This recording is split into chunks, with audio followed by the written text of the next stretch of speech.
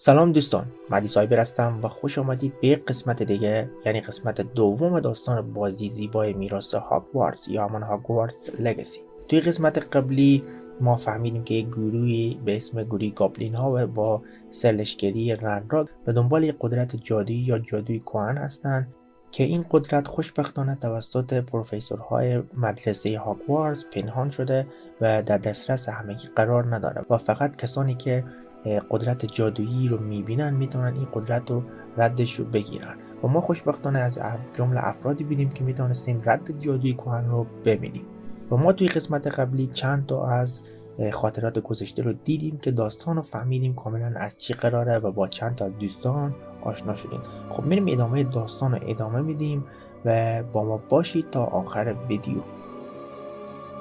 داستان از جایی شروع میشه که ما توی یکی از غارها به دنبال رد جادویی کهن میگردیم که اینجاست ما با یکی از پروفسورهایی که در گذشته بوده به اسم پروفسور رکام که خاطراتش رو هم دیده بودیم که یکی از پروفسورهای هاگوارتس بود و از قدرت جادویی کهن استفاده میکرد رو ملاقات میکنیم.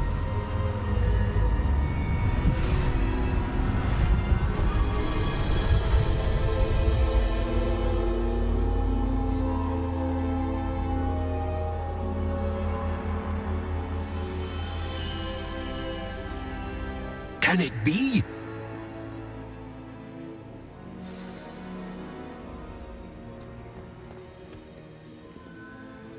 It's you. Has someone finally found our map chamber? I recognize you from the Pentatives. You're Professor Rackham. I am indeed. I must confess that I am surprised to see someone so young standing before me. I'm the same age that you and Isadora Morganach were when you started at Hogwarts. You've paid attention, and might I presume you share our ability? To see traces of ancient magic? Yes, sir, I do. As you have likely realized by now, our ability gives us a unique relationship with all forms of magic. We can access expressions of magic that few others can. Opportunities will arise that allow you to sharpen this rare talent. Do not squander them. I won't, Professor. Thank you. We have much to discuss. But first, a map found in a certain book led you here. Place the book on the pedestal. I don't have the book with me, sir. That is unfortunate. I'm afraid we must pause our conversation until you return with the book. بعد از صحبت کردن با او ما مستقیم به سمت هاگوارتس آمده با پروفسور فیگ صحبت میکنیم. در مورد اتفاقایی که اونجا افتاد صحبت میکنیم و پروفسور فیگ هم مشتاق ملاقات با این پروفسور میشه که در گذشته یکی از اساتید هاگوارتس بوده. ما با پروفسور فیگ با گرفتن کتاب یا چیزی که از ما خواسته بود حرکت میکنیم به سمت پروفسور پرسیوال.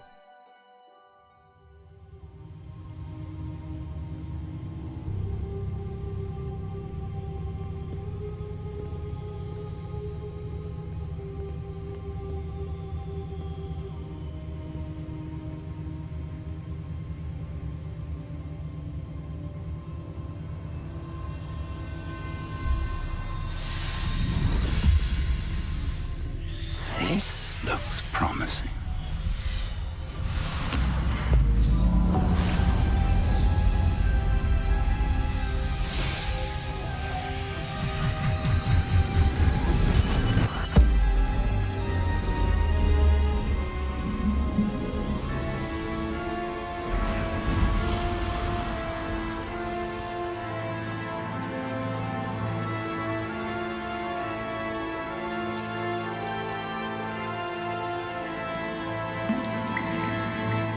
Map.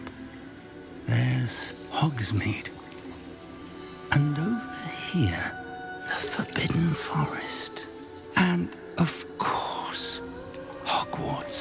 It's magnificent.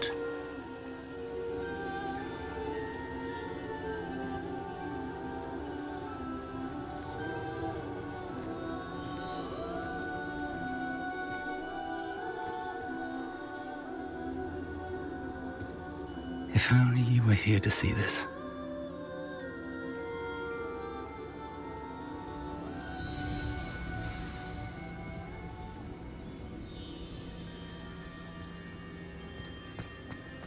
Hello, Professor Rackham. We've placed the book on the pedestal as you asked. And this is my mentor, Professor Fig. How do you do, Professor Fig? And you, my young friend, see now why you needed to return with the book? I do. I also see why you refer to this room as the map chamber. That you have come this far tells me that you possess extraordinary magical ability, the potential and power of which will unlock should you prove yourself worthy. The location of each of 4 trials will, in time, appear on the map. Trials that will test you and give you access to invaluable knowledge. Trials that you must complete on your own. Do you recall the pensive memory you viewed in my vault in Gringotts? You and your friend Charles spoke of the port key and of trials you'd created for one who could see traces of ancient magic. Precisely. Charles is another of the Keepers, a designation we gave ourselves centuries ago, in light of the knowledge that we have been bound to keep hidden. Until perhaps now. So, the passage from your ruins to Gringotts, everything in the vault, the restricted section, finding this room, none of these was a trial. They were an important part of the journey, but they were not trials themselves. The fact that you have come this far, however, bodes well. The trials were designed to ensure that the power and knowledge we have kept secret for so long does not fall into the wrong hands. They will test your abilities, both innate and learned. But of equal importance, everything you witness as you complete the trials will inform what you choose to do with all that we share. You will need patience. The trials have much to teach you. It will take time. I'm afraid we don't have the luxury of time. We have waited this long, Professor Fig. Surely a few more. Respectfully, sir, while I do not know the secret you keep, I do know that our young friend here has seen traces of a powerful dark magic being wielded by goblin kind.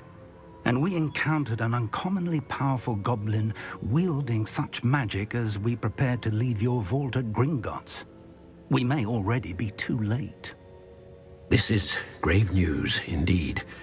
Young friend, do you trust Professor Fig? I do. Then, in the light of your considerable skill and all you have already accomplished, we shall begin. You will find the location of the first trial marked on the map below you. Whilst Professor Fig may assist you in locating the trials, they may be completed only by one with our ability. Shall we have a look?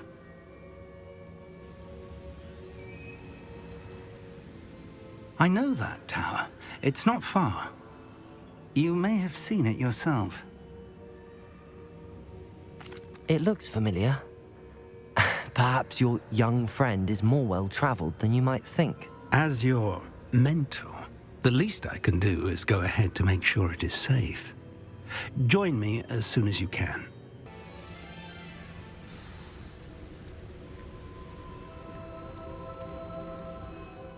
خب حرفایی که پروفسور پرسیوال با ما زد رو شنیدیم که ما باید برای بیشتر دانستن و علمیت بیشتر بعضی از آزمون‌ها رو رد کنیم. در کل 4 آزمون بزرگ وجود داره که هر کدام از این آزمون‌ها ما با یک پروفسور خاص از گذشته آشنا میشیم که اولین آزمون ما مربوط به پروفسور پرسیوال است. با انجام دادن این آزمون ها ما نالجی بیشتری میبینیم، یعنی خاطرات گذشته بیشتر میفهمیم که چی اتفاقی افتاده. خب میریم با پروفسور فیگ به سمت اولین آزمون، اما طوری که گفته شد توسط شخصی که رد جادو رو میبینه انجام بشه و پروفسور فیگ تا بعضی از ما را همراهی میکنه تا به اینکه به مقصد میرسیم و بعد از رسیدن به مقصد ما باید به تنهایی خودمون رو ثابت کنیم و اولین آزمون رو انجام بدیم. خب بعد از حل کردن چند تا معما و جنگیدن با یک باس فایت سخت میرسیم بالاخره به اولین ترایل یا آزمون انجام بدیم و خاطری که در وجود داره و رازی که وجود داره رو میبینیم.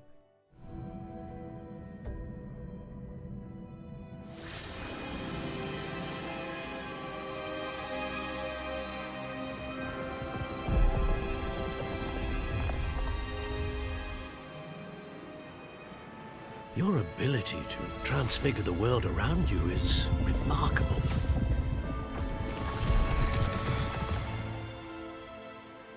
What is it My father isn't getting better. I don't think he'll ever recover from the death of my brother. It is agonizing to see those we love suffer. The drought was years ago, but the pain of losing him is as deep for him now as if it had happened only yesterday. He doesn't need pretty pillars, he needs peace. What if I could help him, Professor? You do so much for your father already. It's not enough. I want to take away his pain. It is tempting, I know, to use this magic that you're mastering to transfigure more than the physical world. But human emotion is a potent force unto itself. Even the most well-meaning and competent witch cannot possibly know the consequences of irrevocably manipulating it.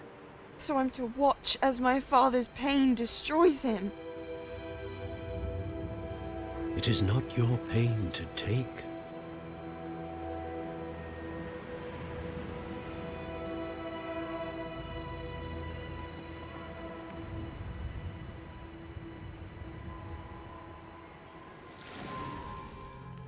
Every year a student sees something sillier than I could ever imagine in their tea leaves. Oh, Miss Morganach, welcome back to Hogwarts, Professor. That's going to take some getting used to. Professor Rickwood? I was so pleased to hear that you'd accepted the position of Defense Against the Dark Arts, Professor. Sit, Isadora. Tell us about your travels. I was actually hoping that you and the others might join me at my home this evening. There's much I'd like to share with you. That would be delightful. We shall let the others know. Very well. I shall see you then.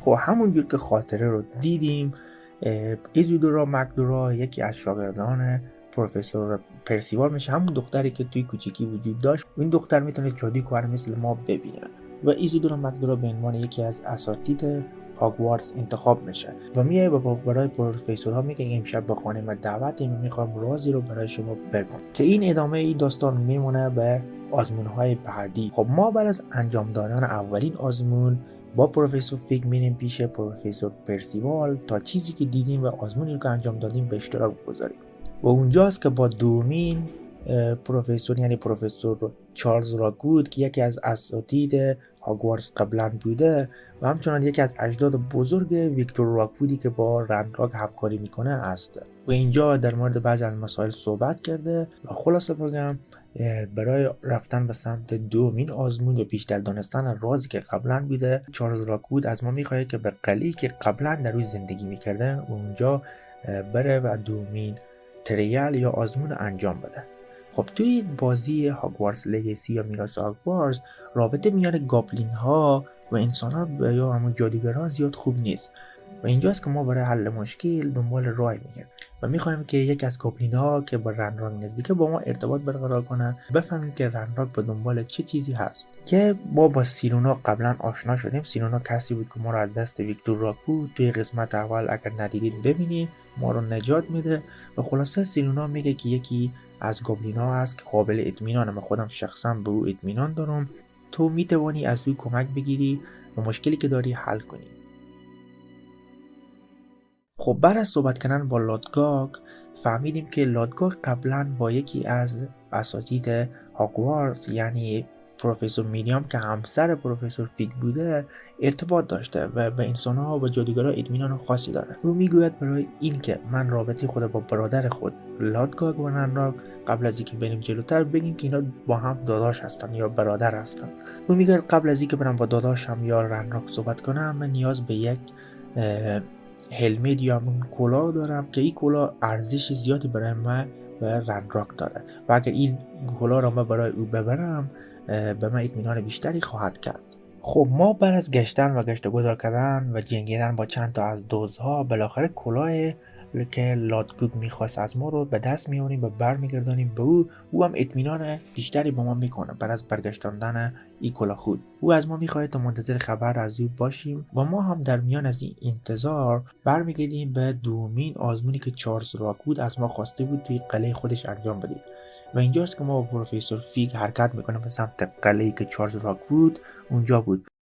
If I'd known your plan was to dig up half the country... I wouldn't have to dig if you could simply manage to bring me the child.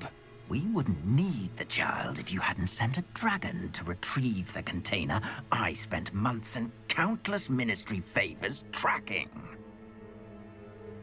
You let them board the carriage. My options were limited once I knew it would be inconveniently beyond my reach at that infernal school. Have you not acquired enough power here? I allowed you to tunnel under my family home. Allowed me?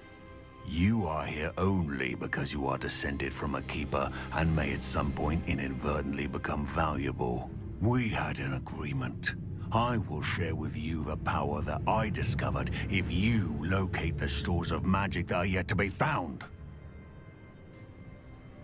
So, unless you want another demonstration of my power, a power that you one day hope to wield, bring me the child.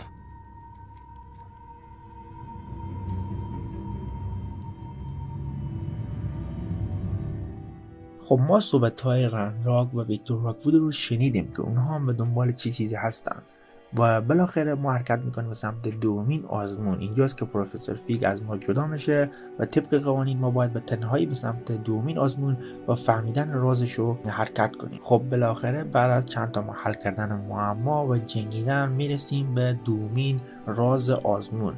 میریم اینو با هم میبینیم که ادامه همان آزمون اولی میباشه.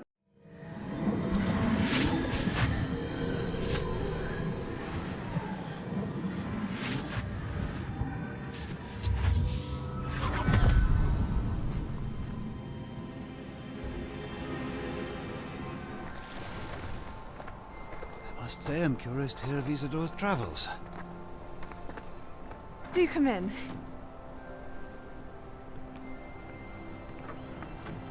Please, have a seat. Isadora, we are all most intrigued to hear. We're ready. I've something to show you. Father, these are my colleagues from Hogwarts.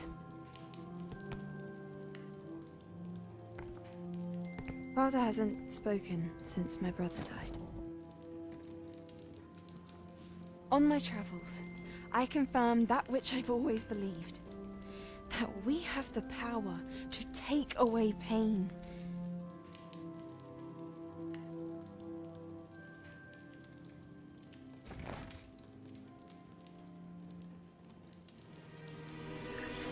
Isadora.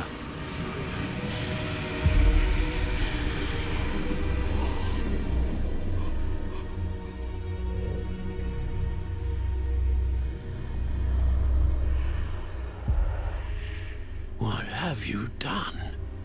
I took his pain.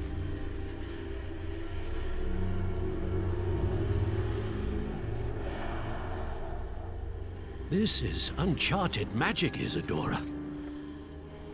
You can only see what has been sealed in the jar, and we do not know what power that may hold.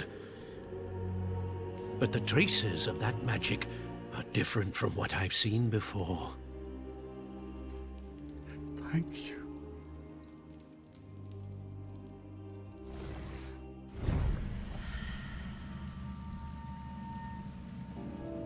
خب ما توی خاطره دیدیم که ایزیدور مکدو از جادوی کهن برای دور کردن احساسات یا از بین بردن درد استفاده کرد و اولین بار هم روی پدر خودش امتحان کرد. بعد از دیدن این برمیگردیم با پروفسور فیگ پیش پروفسورهای قبلی هاگوارتس.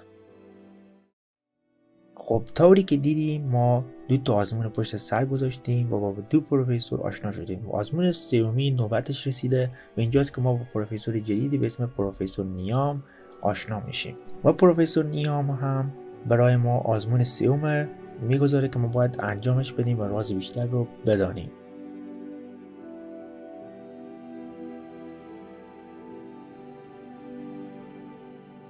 قبل از اینکه با هم بریم به سمت آزمون سوم و چهارم بازی و به پایان بازی نزدیک بشیم، خواستم اشاره کنم که توی قسمت اول ما به داستان یکی از دوستان ما به اسم های ناتسای اونای و سباستیان اسوالو و پاپی سویتینگ اشاره کنم.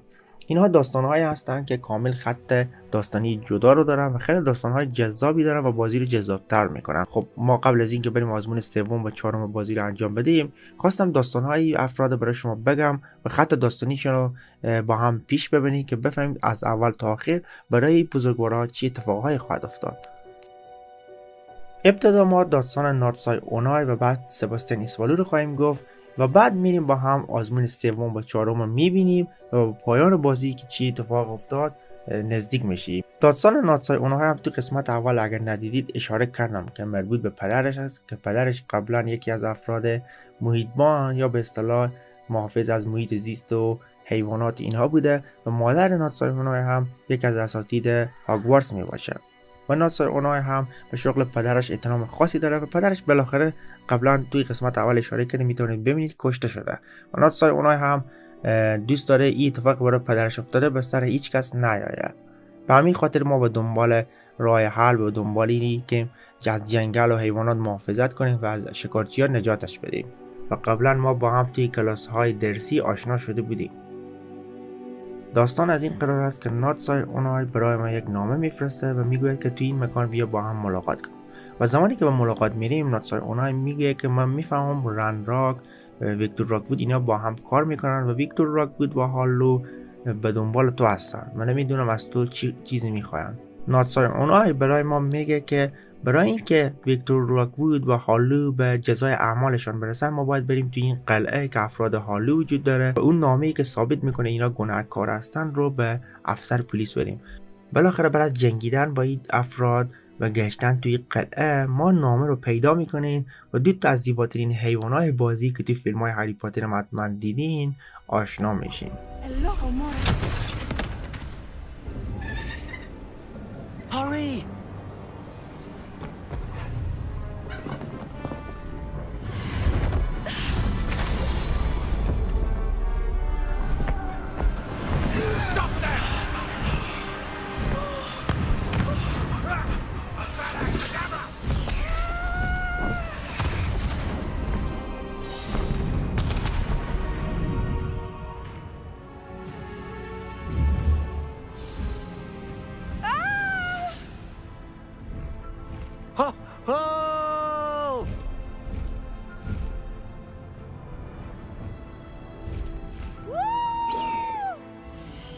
در جریان انجام این کار مادر ناتسای اونایی که یکی از اساتید هاگوارتس است میفهمه و برای ما هشدار میده که از این کارها دور بمونه چون که آخر عاقبت این کارها خوب نیست و به جاهای بدتری ختم خواهد شد. اما ما باز هم به دنبال کاری که خودمان دوست داریم هستیم و به حرفای مادر ناتسای اونای زیاد توجه نمی‌کنیم. خلاصه بگم بعد از گشتن‌های زیاد با ناتسای اونای از این قلعه به این قلعه به دنبال راه حلی که تا این که بتوانیم ما هالو رو ثابت کنیم که یک آدم گناهکار و انتقام خود رو از او بگیریم، بالاخره به یک مقصد میرسیم و جایی میرسیم که ما میفهمیم هالو هم از پلان‌های ما خبر داره و به دنبال ما میگرده و میخواد ما رو از بین ببره و بالاخره ما برای گرفتن انتقام خود از هالو به سمت او حرکت میکنیم و مکانش هم مشخص کرده و پیدا میکنیم و برای اینکه با آخرین دفعه با او مواجه بشیم و از بین ببریمش حرکت میکنیم.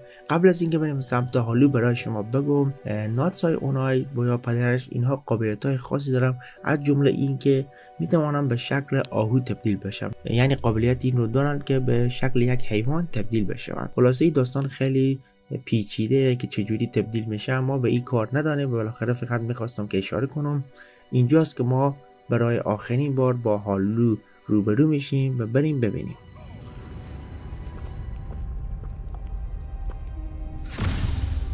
Little Natsai in it, and her excruciatingly loyal companion.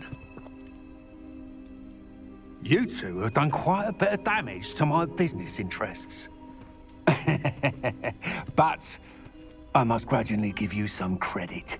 What was once a mere annoyance has become remarkably problematic. Fortunately, I pride myself on my problem-solving skills. Reducto! You're not even trying! Expulso! This will not end in your favor! Do you really believe that you are somehow in control here?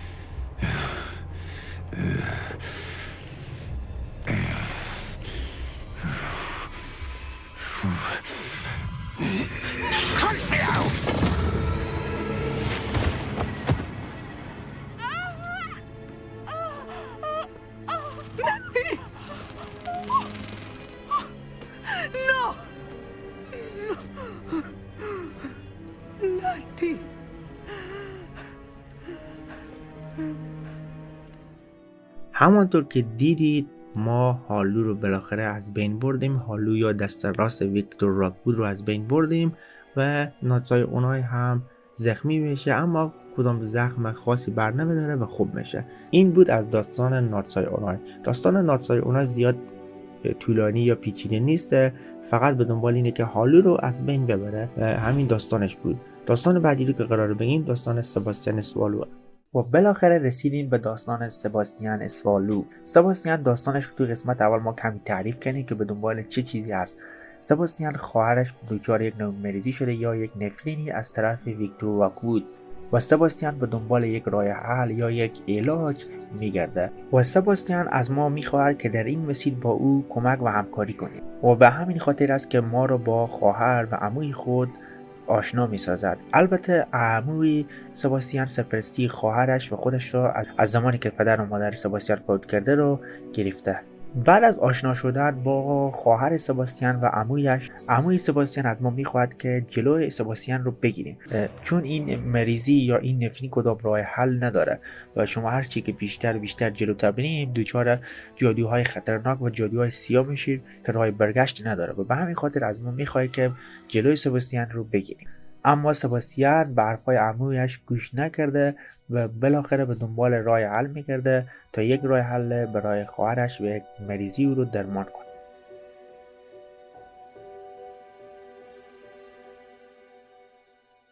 سباستیان بعد از گشتنهای زیاد با ما توی غارها و مکانهای مختلف بالاخره برمیگرده پیش خواهرش. اما وقتی که برمیگرده میبینه که افراد رنراک یعنی گابلین ها به این منطقه حمله کردن و قصد کشتن عمویش و خواهر سباستیان رو داره و اینجا سباستیان مجبور شده و از جادوی سیاه برای حفظ خواهرش استفاده میکنه، اما عموی او با این کار مخالف است و میگوید نباید جادوی سیاه رو استفاده کرد، چون جادوی سیاه قلب انسان رو سیاه کرده و انسان رو به سمت بدیا و پلیدیا میکشه.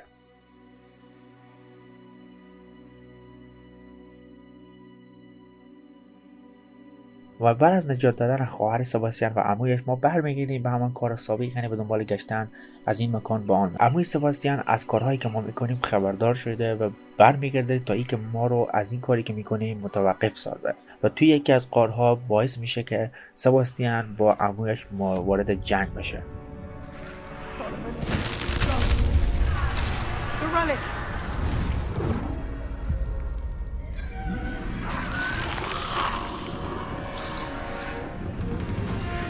You'll pay for this, but...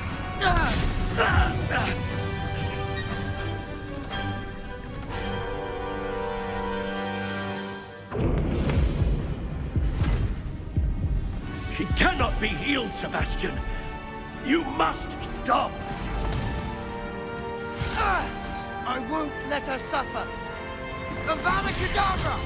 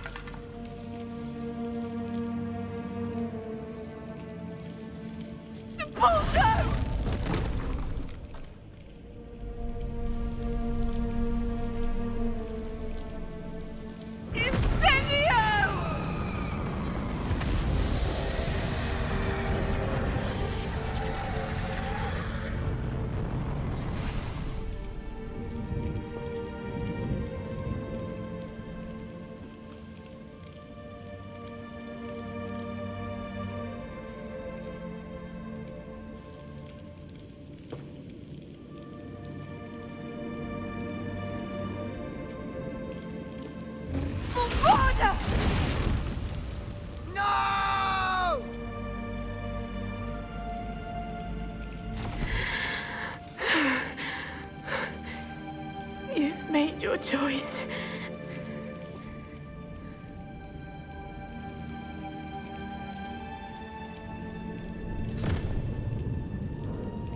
Oh, Anne. What have you done?